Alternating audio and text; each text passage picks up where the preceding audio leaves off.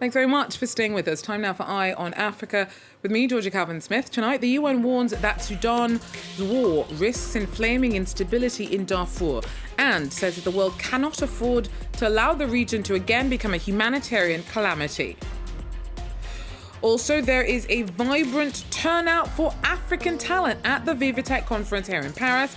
At one of the world's top innovation meets, we hear from some of the award-winning companies having a transformational impact on the continent. And despite a sting in its tail of a lack of investment and the rise of climate change, beekeeping is causing quite a buzz amongst Tunisia's young people. But first, the death toll from Sudan's 3-month war has now topped 2,000. It entered its third month on it began on April the 15th and entered its third month on Thursday. The death toll of 2,000 may be a conservative estimate of the conflict between the head of the army and the head of the RSF paramilitary that's torn the country apart. Thursday also saw the assassination of the governor of West Darfur state. Well, that was actually on Wednesday, just hours after he spoke out against the RSF and allied Arab militia, accusing them of genocidal violence. Our Bastien Renouy tells us more. I received 3 different videos from my contacts in El Geneina, the capital of West Darfur. In the first one, we can see Hamissa Baker, the governor of West Darfur. He's wearing a bulletproof jacket and an helmet, and he's forcefully taken into an office belonging to the Rapid Support Forces. In the second video, we can see Rapid Support Forces members and a local militiaman celebrating his arrest. And then in the third video, we can see his body. He's dead, laying on the ground. His body and face have been lacerated. So it's still impossible to know exactly why he was executed by the Rapid Support Forces, but I can tell you for sure that during the previous weeks he was denouncing the massacres committed by the Rapid Support Forces, and they were quite unhappy about that. I spoke to him on the phone last week, and he was explaining that at that time there were no fighting between the Rapid Support Forces and the army, and instead the Rapid Support Forces and local militias were surrounding El Geneina, and they were targeting civilians belonging to the Masali tribe. He said that more than 1,000 civilians had already been killed, and many more were injured, and he was speaking about ethnic cleansing. According to him, it was a genocide. So even if it's still a bit early to speak about a genocide, many human rights defenders based in Darfur are now speaking about crimes against humanity, war crimes committed in the West Darfur region. Regional correspondent Bastien Renouy there for us. Look now at some news in brief. South Africa's President Cyril Ramaphosa is in Poland ahead of visits to Ukraine and Russia on a peace mission due later this week. Leaders from Senegal, Zambia, the Comoros and Egypt will join him to travel to Kyiv on Friday and St. Petersburg on Saturday. They'll all then go to meet Ukrainian President Volodymyr Zelensky and Russian President Vladimir Putin to mediate over the war between the two countries. Meanwhile, Russia's been trying to strengthen ties with Africa amidst international censure over its invasion of Ukraine. Thursday saw Algerian leader Abdelmajid Tebboune in the Kremlin on a 3-day mission to strengthen bilateral ties. Members of the Ethiopian government and humanitarian agencies are amongst 186 suspects in the theft of food aid. The diversions of supplies to Ethiopia's north led the US government and the World Food Programme to freeze shipments to the whole of the country. 7 of the suspects are reportedly already in custody. Drought and 2 years of conflict in the northern region of Tigray have left more than 20 million people dependent on aid. And the International Criminal Court will examine allegations of war crimes by M23 insurgents in DR Congo after Kinshasa made another formal referral to the tribunal. The country first did so in 2004, but has done so again, asking for an investigation into the M23's latest crimes. The rebels have long terrorized communities around North Kivu, and over 1 million people have been displaced since the M23 once again took up arms in 2021. Cholera has largely disappeared in most developed countries, but South Africa, one of Africa's top economies, saw just last month a fatal outbreak of the disease. An investigation is currently underway to determine how more than 23 people died of cholera in Hammarskraal near Pretoria.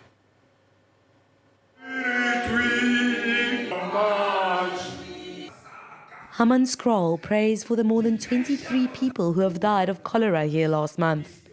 Luke has lost his mother, and since then he hasn't drunk any tap water. We buy water, or when we don't have money, we boil water for the bacteria to die. In 2021, a report by the Human Rights Commission denounced the poor quality of drinking water in the region. That's why this politician and lawyer wants to file a class action suit. We want to sue the state on their behalf in order for them to be compensated for the loss and the negligence of the government. More than 75 million euros were allocated to renovate the wastewater treatment plant, which is falling apart, but the work was never completed. President Cyril Ramaphosa visited the site to assess the situation and apologize. Our people have the right to clean running water. And in this case, we will admit where we have failed you.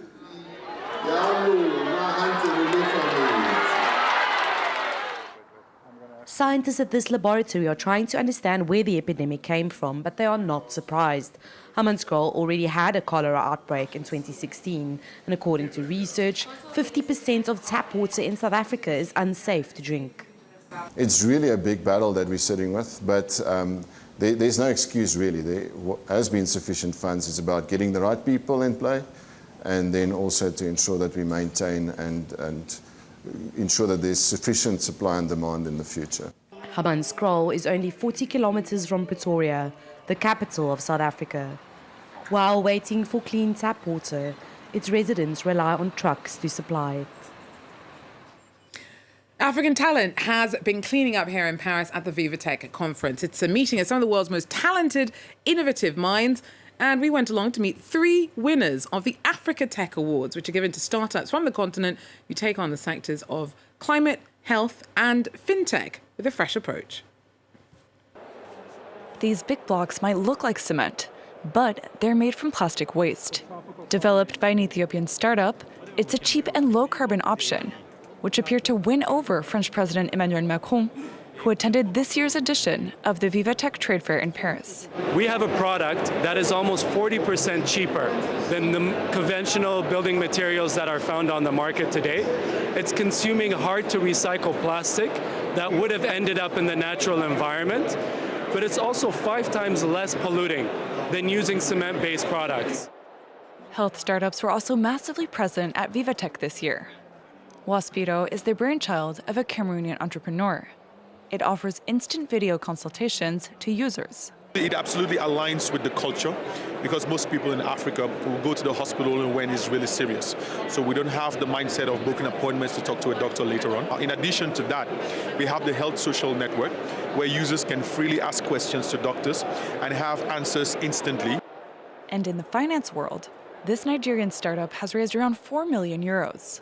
Its aim to bring modern insurance infrastructure to emerging markets. It was a real problem that we wanted to solve, and we started, and luckily, the wave has gotten to our stage, and we're excited about it. A wave which is still gaining momentum as investors the world over keep watch for what's coming out of the continent. There's a growing interest in French investors to think about investing in the South, not just in the West. And I think that's a big change, and it's refreshing to see. As funding for startups declines across the globe, the continent has stood out as an exception to the rule. Last year, African startups drew $6.5 billion in venture capital. Well, in Tunisia, beekeeping is causing quite the buzz amongst young people looking for more sustainable ways of making a living. The diversity of flowers in the country is a big help for those looking to produce honey.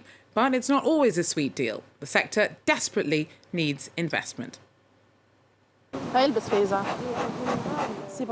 Miriam's bees sup a clover that sprung up on the outskirts of Tunis. They've eaten everything. There's almost nothing left. Miriam's a former auditor at an oil company. She gave everything up in 2018 to launch a beekeeping project dedicated to women. We give our members hives, which they can use to raise bees and follow up after a year. After a year, the bees make a colony, which we give to other women. we try to foster a spirit of solidarity amongst women. Across Tunisia, bee numbers have been falling because of pollution and intensive farming. To try to keep her beekeeping sustainable, Miriam joined the startup Smart Bee, which makes sensors that let her monitor her hives with an app. Here you have information about the temperature and humidity. If the temperature inside the hive is too high, you see it and receive a message, so we have to intervene. Despite the problems of high temperatures and pesticides in the country, beekeeping is attracting a lot of young enthusiasts. Firas used to work in hospitality before switching to beekeeping. Mashallah. He produces honey and other products from his hives at Cap Bon. This is natural beeswax, and I sell it to people who make cosmetic products. Although he still works out of his kitchen, Firas can say he makes a living from beekeeping. I help a lot of young people who have begun beekeeping, and I tell them they can start like this in their family kitchen. You can rent the machines and the containers. The regional development of the sector is growing. The United Nations Food and Agriculture Organization recently launched a $500,000 project with the Arab Maghreb Union to boost beekeeping in North Africa. Well, that's it for Eye on Africa for now. Thanks for joining us. Do so again. Take care.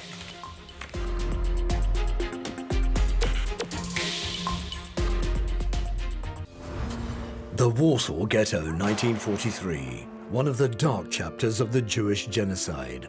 The 80th anniversary of the Warsaw Ghetto uprising is very important to me, as it's important to the whole world. For some, it is impossible to forget. People often say to me, move on, but I can't. There's no fresh start. But in Poland, memory of the event seems to be fading. Somehow it's a silent acceptance of growing hate. The Warsaw Ghetto, 80 years later, revisited on France 24 and France24.com.